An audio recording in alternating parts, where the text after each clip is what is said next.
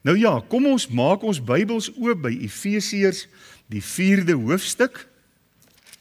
Ek hoop almal van u is net so opgewonde soos wat ek is oor ons studie uit Efesiërs. Wat 'n kosbare brief wat die apostel Paulus vir ons hier neergepen het onder die inspirasie van die Heilige Gees. In 'n wonderlike brief. Die eerste 3 hoofstukke is leerstellig van aard en daar ontdek ons rykdomme in Christus. Dit is so wonderlik. Ek gaan nou nie vanaand weer 'n samevatting maak nie, maar dan van hoofstuk 4, 5 en 6 is dit praktyk. Dis daar waar ons elke dag lewe en waar ons dit wat ons in Christus het moet uitlewe. So dis 'n baie praktiese deel waarmee ons dan nou besig is en ons lees Efesiërs 4 van die 7de tot by vers 16. Klink of almal daarom nou die plek gekry het, ons lees saam vers 7. Maar aan elkeen van ons is die genade gegee volgens die mate van die gawe van Christus. Daarom sê hy toe hy opgevaar het in die hoogte, het hy die gevangenes gevange geneem en gawes aan die mense gegee.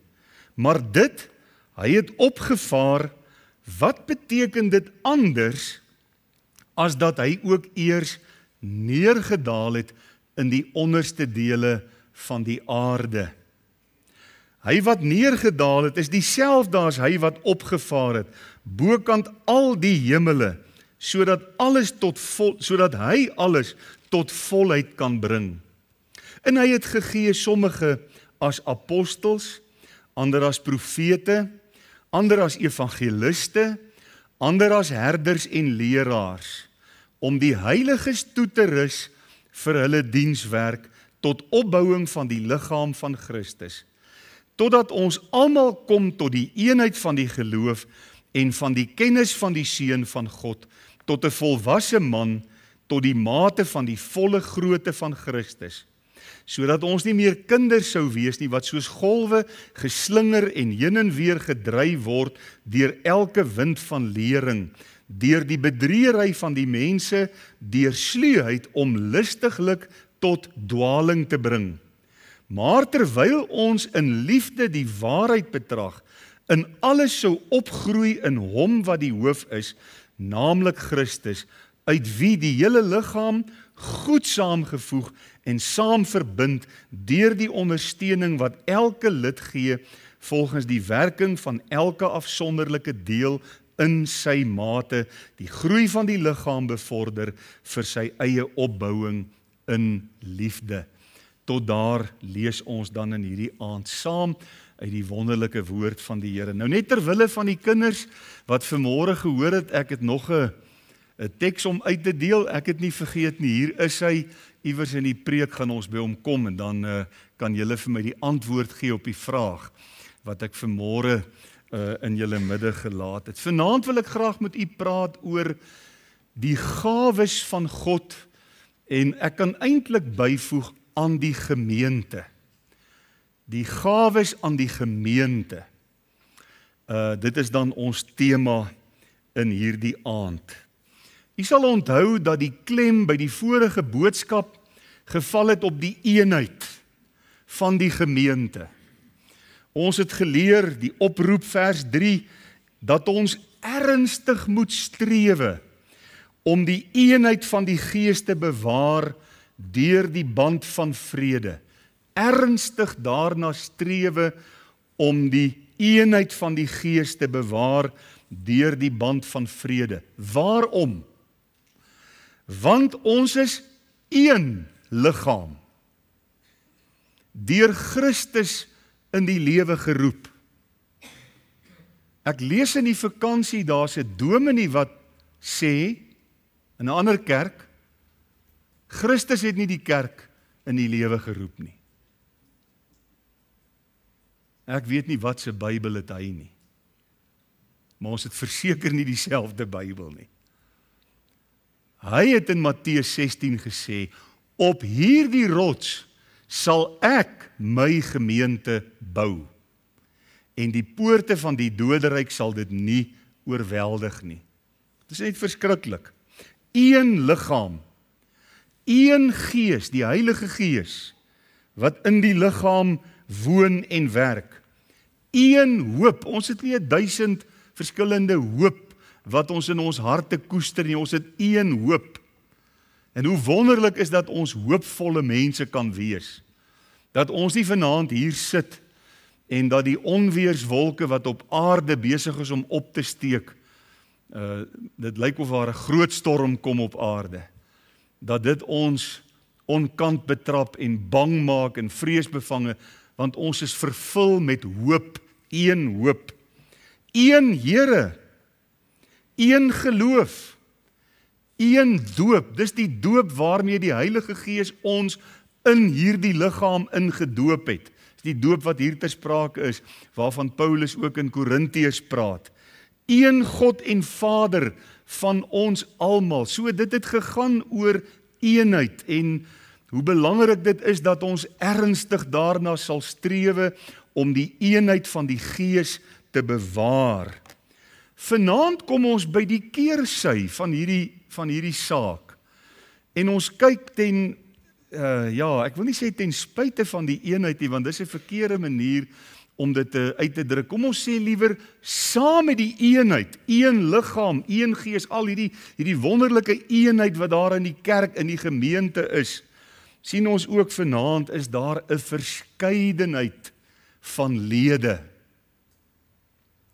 Ek wonder of hier 2 van ons in hierdie gehoor vanaand sit, wat kan sê ons is presies dieselfde.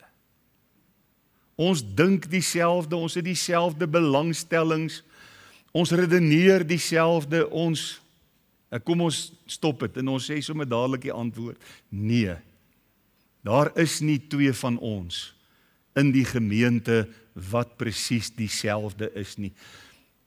Die Here het 'n wonderlike verskeidenheid in die gemeente gebring en deur die verskeidenheid kan ons mekaar aanvul en kan ons die gemeente opbou, soos wat ons vanaand gaan hoor, kan ons betrokke wees in die gemeente. So, die woord waarna ek soek is eenheid te midde van verskeidenheid.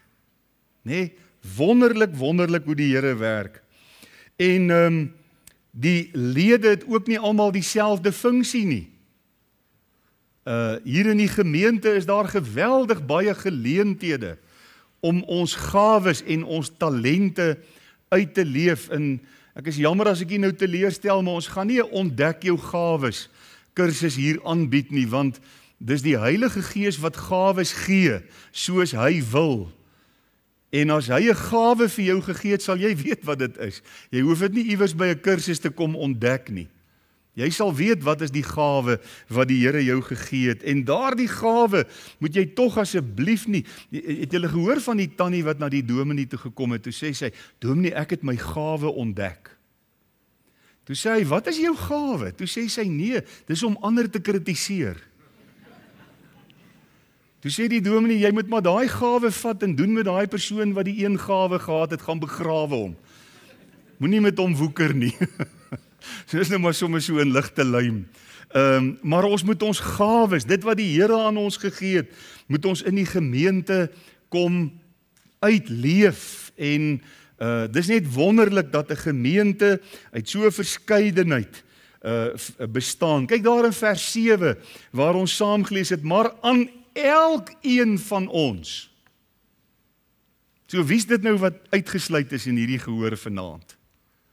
As die Bybel sê aan elkeen van ons, dan is daar nie een van ons wat kan hand opsteek en sê, nie ek nie.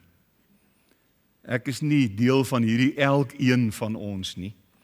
Aan elkeen van ons is die genade gegee volgens die mate van die gawe van Christus.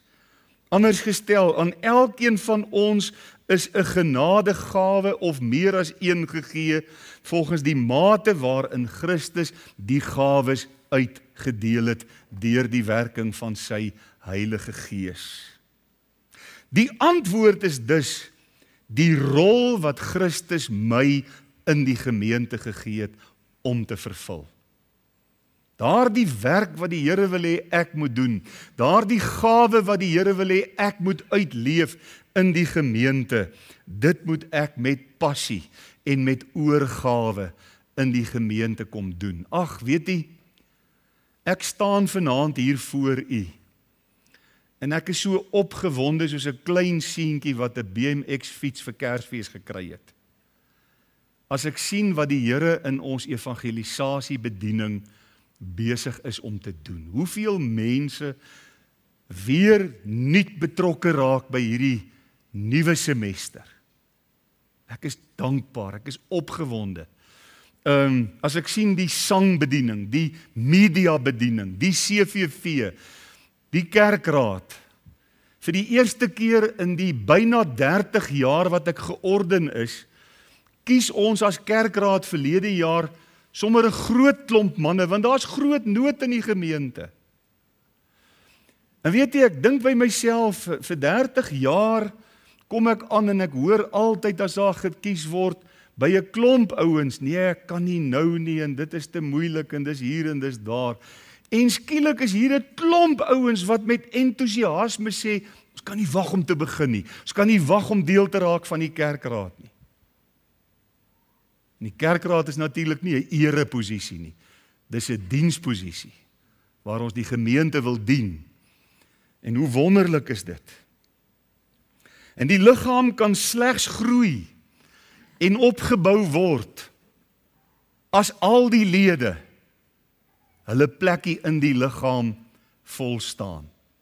Ek dink ek het al die illustrasie met u gedeel van 'n mens se liggaam, die liggaam wat ons by die Here ontvang het, wat hy vir ons geleen het, waarmee ons ou kort tydjie op aarde, die voertuig wat ons gekry het vir ons kort tydjie op aarde. En ek gaan dit net terwille van die wat dit nog nie gehoor het nie, gaan ek dit net weer vinnig met u deel. Het jy al agtergekom hoe werk 'n liggaam? Jy loop daar in die veld, ek onthou toe ek klein was, het ek daar in Burgersdorp waar my oom hulle gewoon het, sien ek die maatjies is kaalvoet, en in Brakpan het ek ook kaalvoet geloop. Maar in Brakpan het ons nie dorings nie. Maar daar in Burgersdorp, daar's dubbeltjies soos jy jou hele lewe nog nie gesien het nie. En ek sal nooit vergeet nie, nou loop ek saam met die maats, want ek het vakansiemaats in Burgersdorp gehad. En hulle kon nie wag dat ons in Burgersdorp kom, en ons kon nie wag om in Burgersdorp te kom, dat ons weer by mekaar kan kom, dat ons kan speel. Maar daai eerste keer is ek ook saam met hierdie manne kaalvoet. Kyk, ek is groot en sterk, en ek gaan hierdie kaalvoet ding doen hier in Burgersdorp. En ek trap in 'n bos dubbeltjies. Maar is sulke harde goed, skerp goed, ek verstaan, en hulle brand soos vuur. Daai oomblik as jou voet in daai dubbeltjie bos trap, dan reageer jou hele liggaam. Dis asof jou ore so tyd na jou voet toe om te hoor wat gaan daar aan. Jou oë kyk wat het hier gebeur. Jou hande reik uit. Toe maak ek die fout om te gaan sit. Om die dubbeltjies uit my voet uit te trek. En toe gaan sit ek in 'n bos dubbeltjies.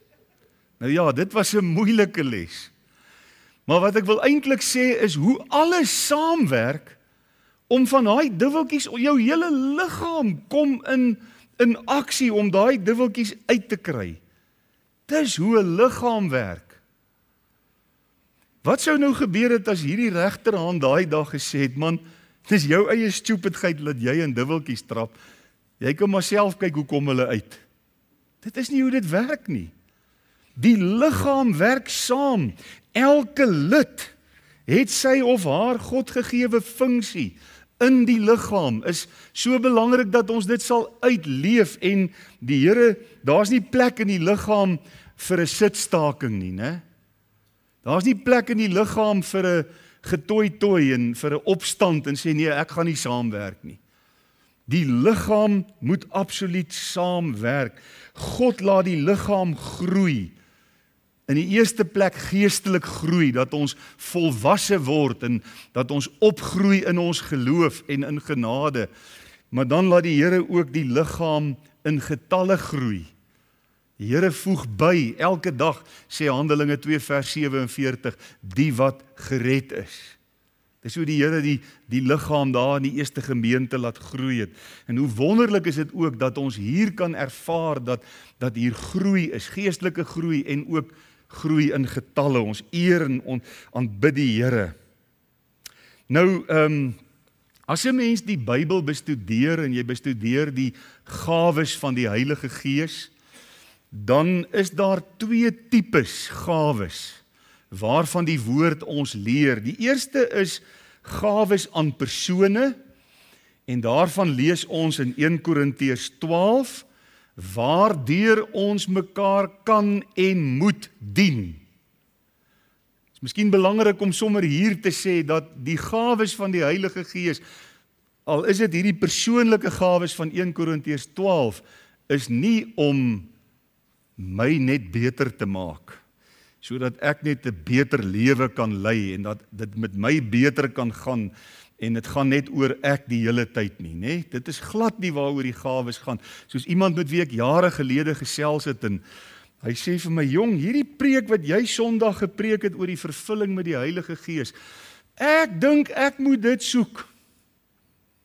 Want miskien kan dit my meer suksesvol maak in my besigheid. Toe sê ek, weet jy wat? Dit gaan jou ontduik. Jy gaan dit nie vind nie. Want die doel daarvan, jy sal uiteindelik meer suksesvol in jou besigheid wees, maar as dit die rede en die motief is waaroor jy dit soek, gaan jy dit nie kry. Die Here gaan dit nie vir jou doen nie. Want die vervulling met die Heilige Gees gaan oor dienswerk, dit gaan oor getuienis, dit gaan oor krag om vir die Here te lewe. En net so die gawes van die Heilige Gees. Die gawes is nie daar dat ek kan beter wees en ek beter kan voel en ek 'n beter persoon kan word nie, maar dis daar dat ons mekaar daarmee kan dien en moet ook dien. En dan die gedeelte wat ons nou vanaand onder die loep neem, hier in Efesiërs 4 van vers 11 af, is nie die gawes aan die persoon nie, maar die gawes aan die gemeente.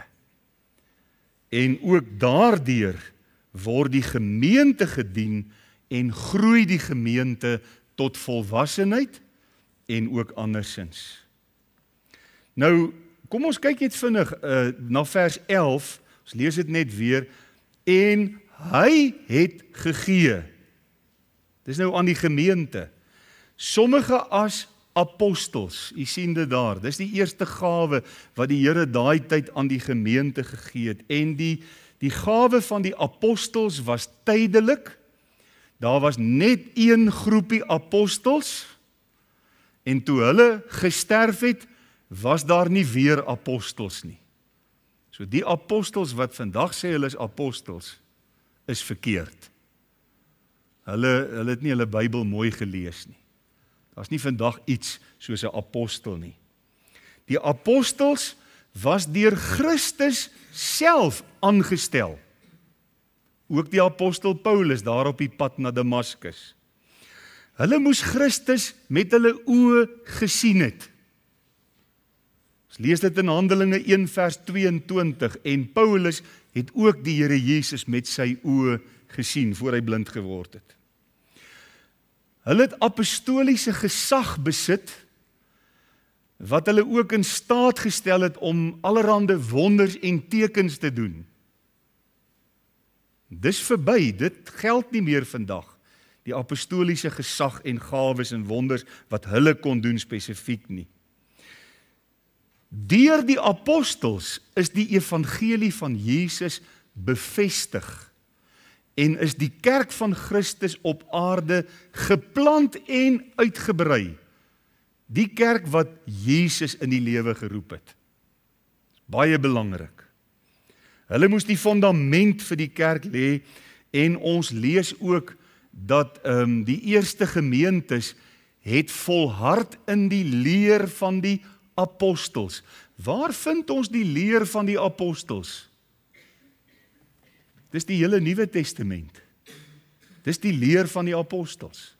En dis waarin die eerste kerk volhard het. En die tyd van die apostels was beperk tot plus minus 100 na Christus. Toe die laaste apostel gesterf het, is die tyd van die apostels en die gawe van apostels daarmee saam verby. So ook profete. Die profete was God se mondstukke en in daardie opsig is daar vandag nog profete, maar daar's nie meer nuwe openbaring nie. Die Here kom gee nie vandag vir mense nuwe openbaring nie. Jy weet, as ek so luister na ouens wat vandag sê hulle is profete en hulle het nuwe openbaringe van die Here gekry, dan rys my hare. Meeste van die tyd om te hoor wat sê hierdie ouens. En dan is hulle eintlik lief om in mense se lewens in te profeteer. Die Here het vir my gesê dit en dit en dit gaan met jou gebeur. Ek sê vir dit my nekhare rys as ek hierdie goed hoor. Dis eintlik waar sê hy. Die Here het nie, selfs die Ou Testamentiese apostels het ander mense se lewens uitgelos. Hulle het 'n woord by God ontvang wat die evangelie gedien het. Gaan kyk maar na die profetiese geskrifte. So in die opsig van nuwe openbaringe is die ampt van profeet ook verby. Profete vandag is eintlik maar mense wat 'n mondstuk van die Here is en wat in 'n kansel staan en sê so spreek die Here. Dis 'n profetiese bediening. Dis woordverkondiging en in daardie opsig is dit profesie. Profesie is prediking, dis die verkondiging van die woord. Dan is daar evangeliste. En dit het nooit verby gegaan nie. Dit het ook in ons tyd is daar nog die gawe van evangeliste. Weet jy wat vir my so mooi die afgelope 2 jaar vandat ons nou met die EE3 bediening hier begin het, is daar op ons WhatsApp groepe, evangelisasie WhatsApp groepe, dan sien ek, dan groet Harry, dan sê hy, goeiemôre evangeliste. Dis die mense wat by die EE bediening betrokke is. En wat vir my so aangrypend is om te sien hoe hierdie mense, almal is daar, en almal wat betrokke geraak het by EE se harte brand, daar skielike vlam om te evangeliseer. En dis wat 'n evangelis is, dis iemand wat graag met 'n verlore siel oor die Here Jesus wil praat. Dis iemand wat graag die evangelie met iemand wil deel. En mag die Here gee dat hier nog vele evangeliste in ons midde sal opstaan. U sal dikwels hoor dat mense sê, ek is nie 'n evangelis nie. En mag ek vir u sê, wat dryf jy om so iets kwyt te raak? Vrees. Vrees om met iemand te praat oor die Here Jesus, maak dat jy vinnig sal sê, ek is nie 'n evangelis nie. Ek onthou, ek het 'n heilige vrees gehad, toe ek op kweekskool was, dat ek in 'n klein plekkie gaan beland, waar ek 'n gemeente van niks af moet uitbou. Ek was vreesbevange daarvoor, en ek het altyd gesê, dis nie ek nie. Raai, wat doen die Here? Hy stuur my Oos-London toe, waar daar 16 mense is. En dan leer die Here jou, in afhanklikheid, kan jy enige iets doen vir die Here. In sy krag, deur sy instaatstelling, is jy tot enige iets in staat. Deur hom wat jou die krag daarvoor gee. So, wees eintlik maar net waar die Here jou wil hê. Wees besig met wat die Here wil hê jy moet mee besig wees. Dis al wat belangrik is. Hy sal jou in staat stel, hy sal jou help, as jy nie self kan nie. En eintlik kan ons eintlik niks self doen nie. En dan is daar ook herders, dit kan ook genoem word pastors, en dit is nou daardie mense wat sorg dra vir die kudde van die Here. En dit is vir my altyd so mooi om na ons predikante te kyk, en dan sien jy daar's van hulle wat besondere herders is. Hy wil die heeltyd tussen die kudde wees. Hy wil heeltyd met die kudde besig wees. Hy wil hulle besoek, hy wil vir hulle kuier, hy wil vir hulle omgee, hy wil hulle op die hande dra, hy wil vir hulle bid. Dis die gawe van 'n herder, wat die Here dan ook gee. En in Jeremia 3 het ons gisteroggend by die ordening van Dominee John Riek gehoor, dat God gee herders na sy hart. Vir my so mooi gewees, ek het die boodskap van Dominee Thys Loubser ingedrink gisteroggend, daar in Bethal by die ordening van Dominee John Riek. So, En dan is daar ook leraars. En dit is persone wat die gawe gekry het om die woord vir mense oop te breek en mense te leer en mense in die dieptes van die skrif in te neem, leraars. En mense te onderrig wat hulle kan doen vir die Here, hulle toe te rus. En dit is dan die gawes in kort. So ons wil vanaand 'n bietjie stil staan by hierdie gawes en in die eerste plek wil ons kyk na die doel van die gawes is toerusting. Daai kinders wie se monde nou al traan, ons is amper daar. Julle moet julle reg kry om te antwoord. Toerusting. Dis die doel van die gawes. In vers 12, hy het gegee sommige apostels, profete, evangeliste, herders en leraars om die heiliges toe te rus vir hulle dienswerk. So die doel van die gawes is toerusting vir dienswerk. En die woordjie toerus in die Grieks beteken om reg te maak, om heel te maak, soos om 'n gebreekte been te spalk. Dit beteken ook om iets deur konstruksie op te rig. Dit beteken om iets wat half gebou is te voltooi. 'n Verskeidenheid van betekenisse wat hierdie woord in die oorspronklik het. Ek lees vir u uit die Grieks-Engelse woordeboek, to bring to completion by training and restoring.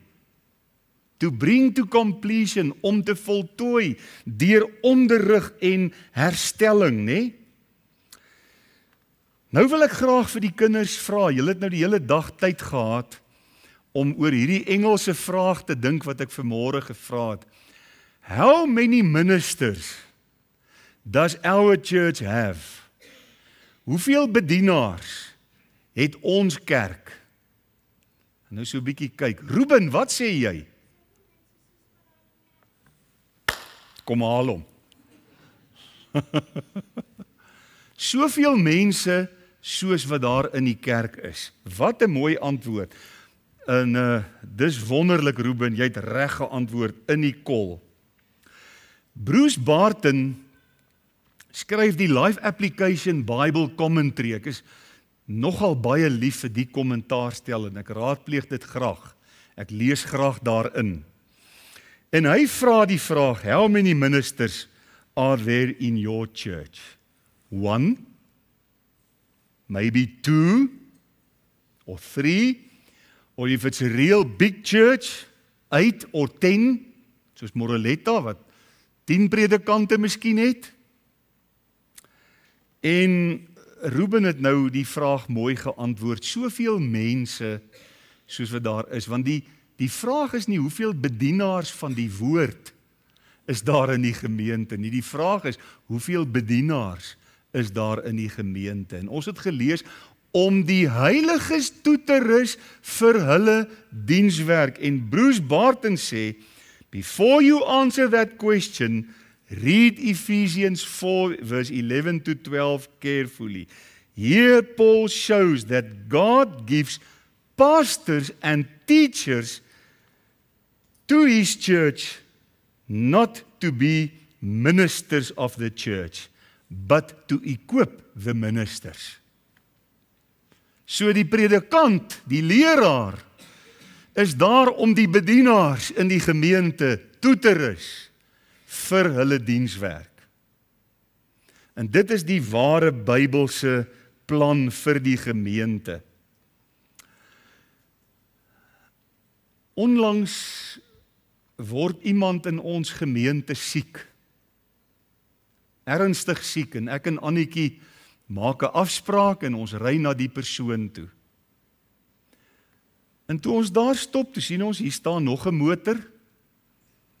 En ons klop aan die voordeur en die mense maak vir ons die deur oop. Hier sit een van ons gemeentelede. Nie eens 'n kerkraadslid nie, 'n dame. Wat gehoor het die persoon is siek.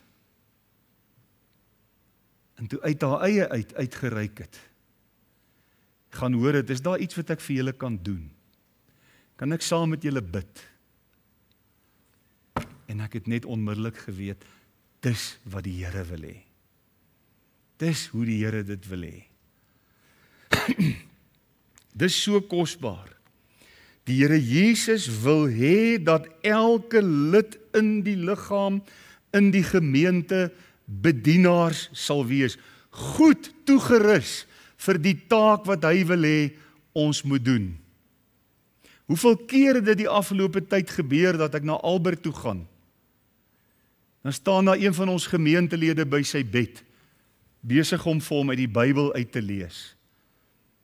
'n ander een nou die aand uit die Psalme en Gesangeboek, lees die persoon vir hom daaruit voor.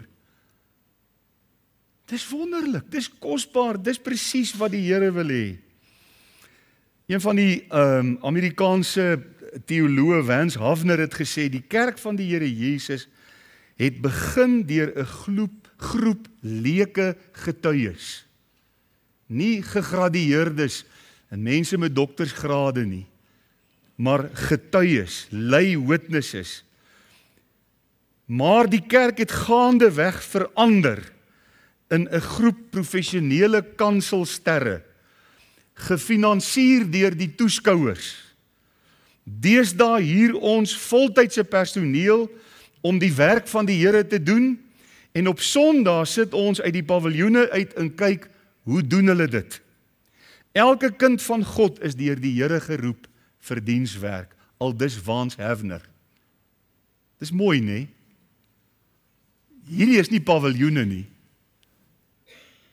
Hierdie is toerustingssitplekke waar ons toegerus word vir ons dienswerk, om uit te gaan en 'n verskil te maak in die gemeente en daar buite. In die tweede plek, die doel van ons dienswerk. Ons het nou gekyk, wat is die doel van die gawes? Dis toerusting. Wat is die doel van ons dienswerk?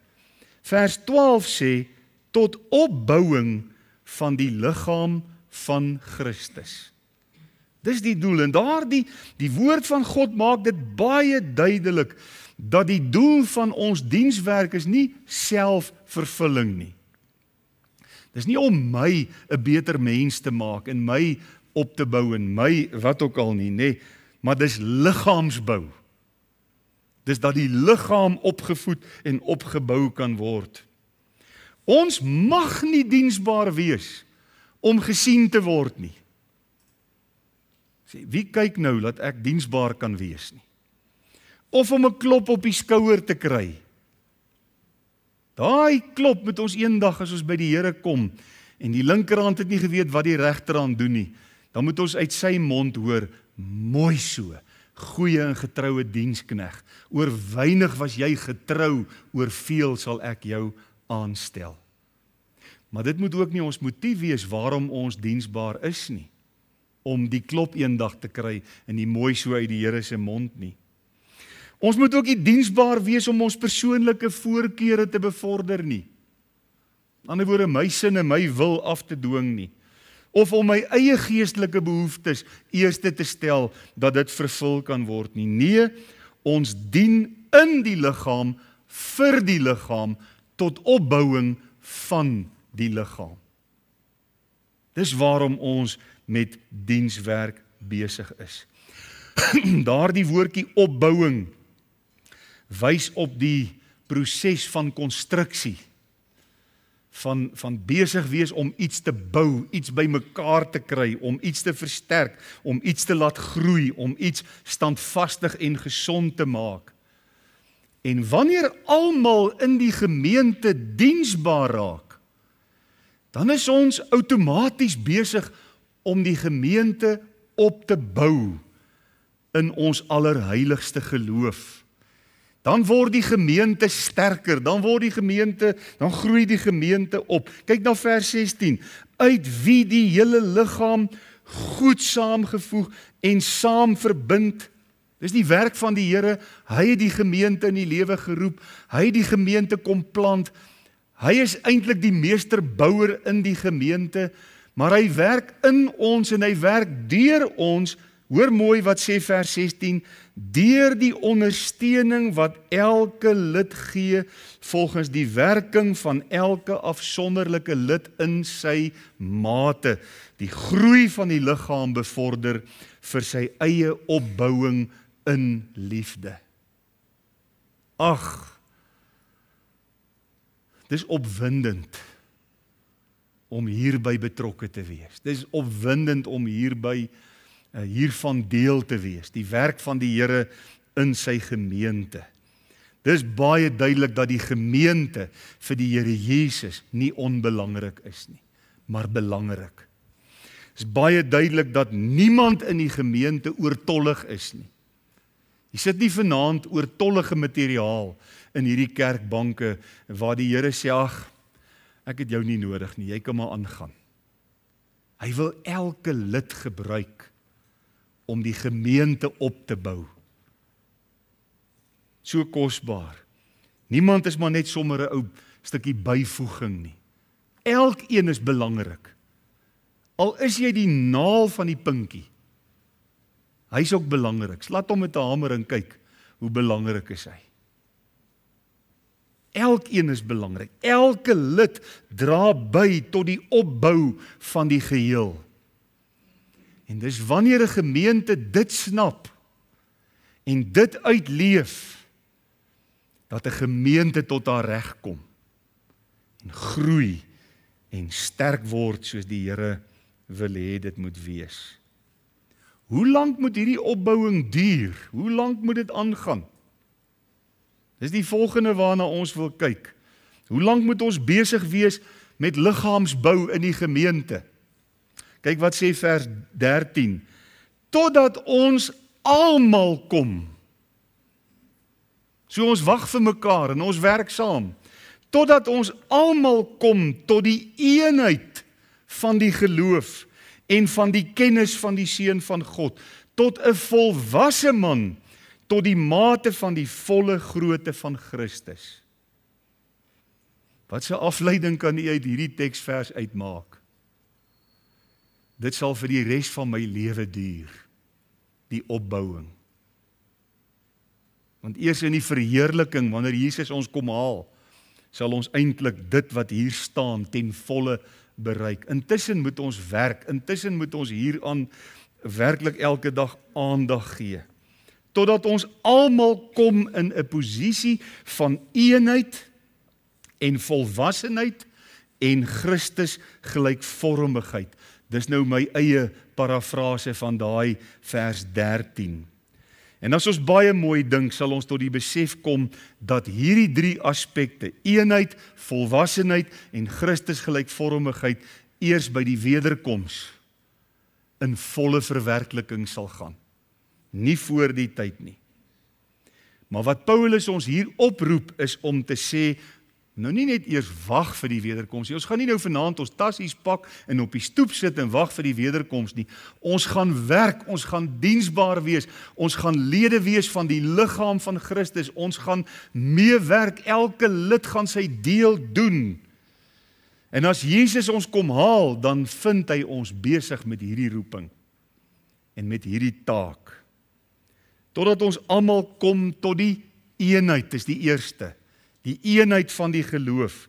As die Here Jesus ons kom haal, dan sal ons volkome die eenheid van die geloof behaal.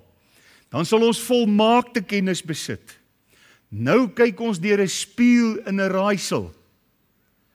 En daar's 'n lied wat ek opgeneem het op my tweede CD lewensreis en wat ek graag sing, elke geleentheid wat ek kry, sing ek daai lied. En daai lied sê iewers in die refrein: die beeld in die dowwe spieël is oor genoeg vir my. Ek ken maar net ten dele, maar dis oor genoeg vir my. Ek wil my inspann om vir die Here te lewe, al ken ek ten dele. Ons moet na hierdie eenheid van die geloof strewe en ons moet saamwerk om dit te behaal, elke dag. Volwassenheid. Vers 13, en van die kennis van die Seun van God tot 'n volwasse man. Ons sal ook by die Here Jesus se wederkoms, wanneer ons hom van aangesig tot aangesig sien, sal ons volkome volwassenheid bereik in hom. Maar intussen moet ons groei. Intussen moet ons elke dag 'n bietjie meer volwasse wees as wat ons gister was. En ons moet as lede van die liggaam saamwerk vir hierdie volwassenheid en dan uiteindelik Christus gelykvormigheid tot die mate van die volle grootte van Christus. Dis die einddoel van ons geestelike groei, dat ons soos Jesus sal word en sal wees. In die 4de plek, groei na standvastigheid bring uiteindelik volwassenheid, standvastige volwassenheid. Vers 14 tot 16 sê, sodat ons nie meer kinders sou wees nie, wat soos golwe geslinger en heen en weer gedryf word deur elke wind van lering, deur die bedriegery van mense. Kyk nou net hoe mooi sluit dit by vanoggend se boodskap aan. Dit is eintlik vir my wonderlik en ek het dit glad nie so beplan nie. Hoeveel mense is daar wat ons wil bedrieg? Wat lustig is om ons van stryk te bring, van koers af te kry. En hy sê dat hy vergelyk mense wat nog geestelik onvolwasse is, wat nog kinders in die geloof is mense wat soos golwe heen en weer geslinger word deur elke wind van lering. Môre hoor hy iets nuuts, dan is hy weer op 'n totale ander spoor. Oormôre dan word hy weer gekonfronteer met 'n ander ding, dan is hy weer op daai spoor. En so is dit soos golwe wat heen en weer geslinger word deur die bedriegery van mense wat deur sluiheid mense lustiglik tot dwaling bring. Hoor nou mooi wat sê vers 15. Maar terwyl ons in liefde die waarheid betrag. En daai woordjie betrag beteken jy bekyk dit, maar dit word ook jou eie. Jy kyk daarna, maar jy neem dit ook in. Dis wat die woordjie betrag beteken. In alles sou opgroei in hom wat die hoof is, naamlik Christus. So terwyl ons met die waarheid besig is, groei ons op in die Here Jesus en word ons elke dag meer volwasse, uit wie die hele liggaam, nie net die gemeente hier nie, maar die hele liggaam oor die wêreld heen, goed saamgevoeg en saam verbind deur die ondersteuning wat elke lid gee volgens die werking van elke afsonderlike deel in sy mate, die groei van die liggaam bevorder vir sy eie opbouing in liefde. Ons het 'n roeping, 'n belangrike roeping om saam te werk dat ons sal opgroei na standvastige volwassenheid. 'n Kind van God wat geestelik volwasse is, glo nie elke wind van lering wat na jou kant toe kom nie. Jy het standvastigheid bereik. Jy weet wat jy glo. Jy gaan nie sommer net maklik van koers af gebring word deur elke wind van lering nie. Onvolwasse kinders van die Here word maklik rondgeslinger. Dan glo hy dit, dan glo hy dat, dan sy hiermee besig, dan sy daarmee besig. Elke dag is daar iets nuuts. As jy weer met die ou praat, dan hoor jy, nee, hy is nou weer op 'n heeltemal 'n nuwe spoor, op 'n heeltemal 'n nuwe koers. Dit is eintlik 'n bietjie hartseer. Elke nuwe lering, elke populêre mening, elke oënskynlike geestelike stem het 'n invloed en wil jou meesleer. Maar wanneer ons in Christus volwasse word, wanneer elke lid sy plek in die liggaam inneem en opgroei in die waarheid, dan word die liggaam standvastig. Dan sê ons weet wat ons glo. En ons glo in die Here Jesus. En hy is ons meester en hy is ons heiland. En ons gaan nie van koers afgebring word nie. Ek onthou daar in Oos-London was daar 'n lidmaat wat vir my sê, nee, hulle vriende het hulle na 'n kamp toe genooi en terwyl hulle na die kamp toe nooi, toe sê hy, ons weet, daar by julle word Jesus verkondig, maar soek julle nie iets meer nie. En toe sê die man vir hom, wat kan jy my meer as Jesus bied? Sê 'n bietjie vir my. Daar is nie meer as hy nie. As jy met meer as hy wil besig wees, is jy met dwalings besig. As jy met verkeerde goed besig. Baie dankie, maar nee dankie, ons stel nie belang in julle kamp nie, waar ons meer kan kry as Jesus nie. Dit was vir my werklik 'n riem onder die hart toe ek dit hoor. Kom ons sluit af. Die Here het aan die gemeente gawes gegee, apostels, profete, evangeliste, herders, leraars, om die heiliges toe te rus vir hulle dienswerk. Dis die doel van die gawes. En hoe lank moet ons daarmee aanhou? Totdat ons kom tot die eenheid van die geloof, tot 'n volwasse man, om nie meer rondgeslinger te word nie. So ons leer vanaand dat die Heilige Gees het aan almal van ons gawes gegee, en in besonder aan die gemeente gawes, hierdie besondere gawes gegee. En ek wil vanaand die gebed uitspreek dat die Here ons sal help. Dat ons nie net toeskouers sal wees wat op die paviljoene sit en 'n paartjies aanmoedig en sê nee, gaan vir goud. Maar dat ons almal op die baan sal wees, in die wedloop betrokke, besig om ook ons gawes wat die Here aan ons gegee het, uit te leef en mekaar daarmee te dien. 'n Gemeente is nie 'n plesierboot op die Middellandse See, waar ons op hierdie lekker stoele sit en skemerkelkies bestel.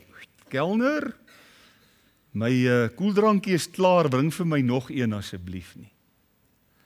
Maar die gemeente is 'n oorlogskip, waar elkeen 'n deel het om te doen, waar almal moet saamwerk. En wat ons doen ons nie vir mense nie, ons doen dit vir ons Heiland. Ons doen dit vir ons Here Jesus. Ons wil vir hom lewe, ons wil vir hom vorentoe gaan, tot eer van sy wonderlike naam. Kom vanaand, gaan huis toe en gaan op jou knie in jou binnekamer en sê vir die Here, Here, hier waar niemand my kan sien behalwe U nie, hier kom ek vanaand aanmeld vir diens. En dan wag ons vir U oproep om te sê, ek wil graag daar betrokke raak. Ek wil graag hier my gawes kom uitleef op so 'n manier. Mag die Here ons help. Amen. Baie dankie ons dierbare Here Jesus vir U wonderlike liefde vir ons. Baie dankie dat U aan die gemeente die besondere gawes gegee het om die heiliges toe te rus vir hulle dienswerk. Dankie vir hierdie uitstaande gedeelte in U woord, so prakties.